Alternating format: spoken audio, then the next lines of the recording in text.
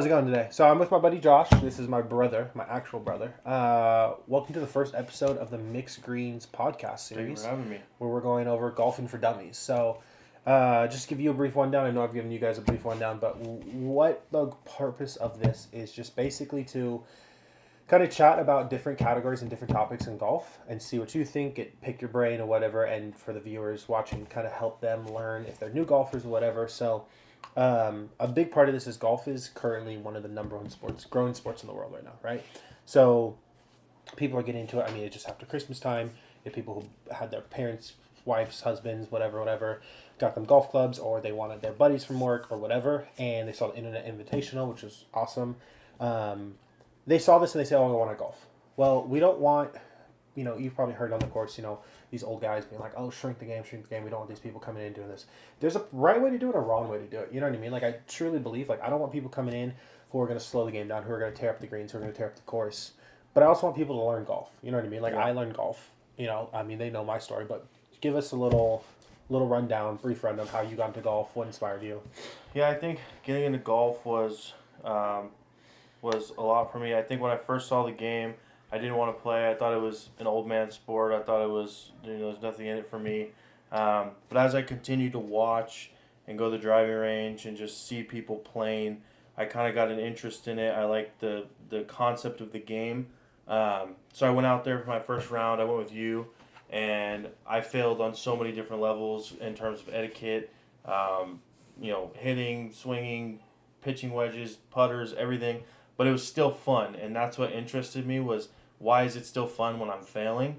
And I think it was just the nature of being out on the golf course with your buddies, the patience of it all, the weather, like just so many different things go into it. So that's where I got my start was going to one golf course. I went to the range a few times and got cramps in my hands and thought I'd never do it. Went to a golf course for the first time and fell in love with the game ever since. And it makes you want to keep practicing to get better and better and better. I think the thing that makes it so good is that you will never be perfect. You have to keep working and just keep going.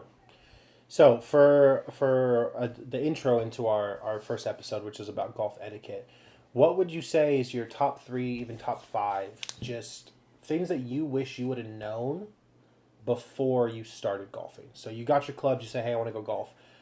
I wish I would have known this before I went to the golf course."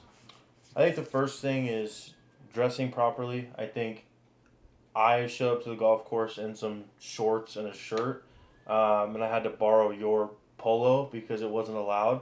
So I think just researching a little bit on what to wear to the golf course. I don't think you have to have. Just the topic of it. We're gonna break Okay. it down at the end. Okay, so hold on. Ask me a question again. All right, so to get into our first segment, which our first episode is golf etiquette, what is 3 to 5 things that you would say you wish you would have known before your first time at golf? So you have your clubs, you went golfing, and you're like, "Crap, I wish someone would have told me that before I started." Yeah, I would say a couple things are I'd say dress code is huge. Don't show up to the course without dress code. Um, Walking on the green in front of your partners on the green when they're putting.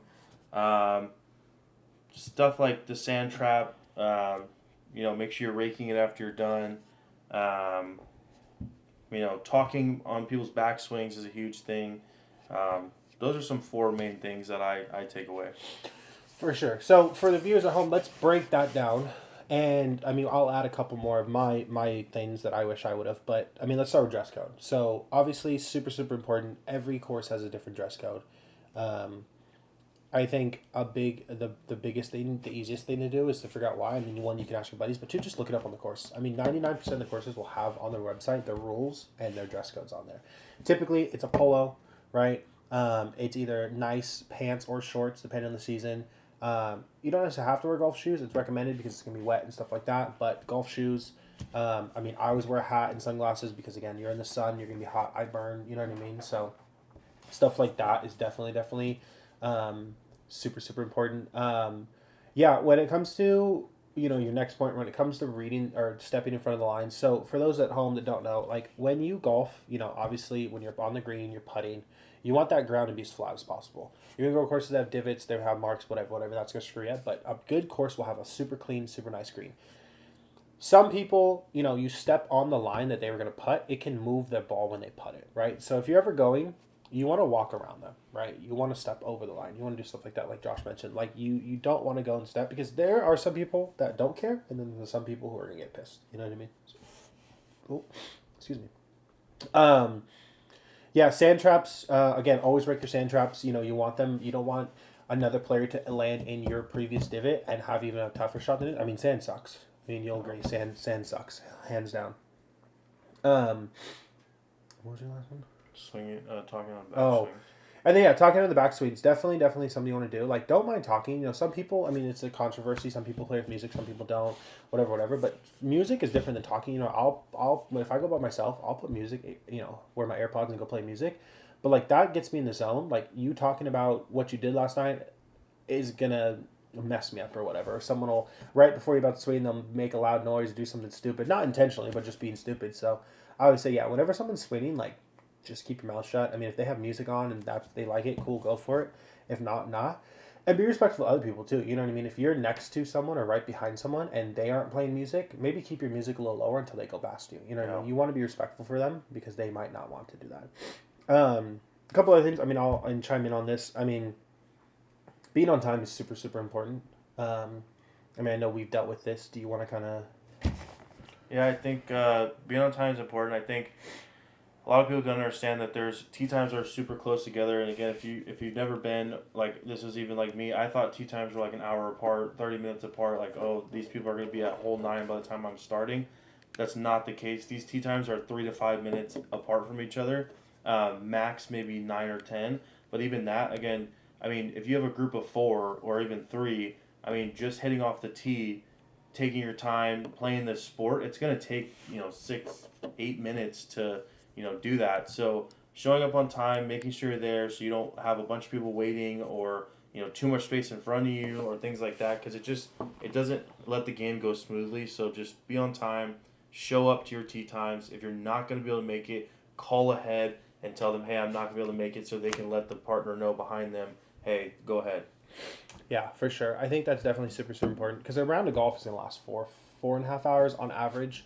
I've played rounds that last me 6 hours. I played rounds that last me 3. So being pace of play, and another thing to add on to that is pace of play is the start of it is being on time. But a lot of these courses, I mean, we've seen it is they put their tee times too close together. Yeah. It's kind of ridiculous, and they have a 6 minute tee time. Um, Keeping up, you know what I mean? Like play from the right tees. We'll get into that in another episode, but play from the right tees. Make sure you're like when you're good to go, like hit you. I mean, I can swing the crap out of a golf club, but there's still times where I'm like, oh, I'll wait for them, and I don't come anywhere close to them. You know what I mean? Yeah. So like, play up on them. Obviously, play safe. You don't want to hit people, but you also don't want to be waiting. If there's no one there, don't like tee up and go. You know what I mean? Don't be sitting for 45 minutes. Don't be chugging a cold one really quick before like go, and then when you're waiting, you can do that stuff. So yeah, for the next part, let's talk about what you should bring to the golf course. So obviously, everyone knows. Okay, I'm going to golf course. I need golf clubs and I need golf balls. But what else do we need to bring, right? So for me, I think a super important thing. So obviously, outside of golf clubs and golf balls, right? You need tees. Okay, there's a couple different options. You have your plastic and your wooden ones. Some people say plastic ones aren't traditional or wooden ones. I like the plastic ones because I break all my tees, which most people do when they swing with the wooden ones. But that's my, I don't know what you use, Josh, but that's what I go with. A glove is a super good one. For those that don't know, I don't know if you knew this or not when you first started, but your glove goes on your off dominant hand. So like I'm right-handed, so my glove goes on my left hand. Yeah. So that's super important. Other things that these aren't necessarily like 100% you need, but a nice ball marker, a nice divot tool. For the viewers, if you guys don't have one, go to puttbuddies.com. Use code MIXGREENS. You'll get 15% off. We got the SpongeBob one here. It comes with a SpongeBob divot tool and a Gary ball marker. They have Patrick. They have South Park stuff. They got Barbie. They got sports ones. So you get a little discount there, and it's super high quality. What else would you say is maybe not necessarily a necessity, but a good idea or a good thing to bring to the golf course?